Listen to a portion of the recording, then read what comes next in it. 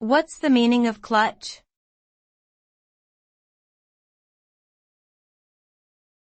Clutch.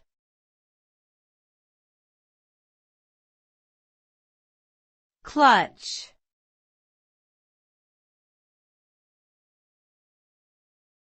Clutch.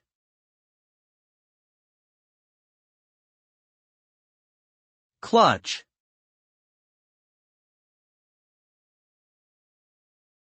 The word clutch can have multiple meanings depending on the context. In a mechanical sense, a clutch is a mechanism used for engaging and disengaging power transmission between two rotating shafts. In a fashion sense, a clutch is a small, handheld purse without handles or straps. Additionally, clutch can be used as a verb to describe the act of grasping tightly. Regardless of the context, the common result of clutching is a secure and firm hold on an object or situation.